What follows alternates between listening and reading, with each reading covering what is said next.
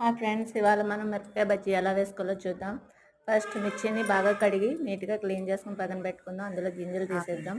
అలాగే కొంచెం బౌల్లో కొంచెం ఉప్పు అలాగే వాము తీసుకుని ఆ మిర్చిలో వేసుకుందాం.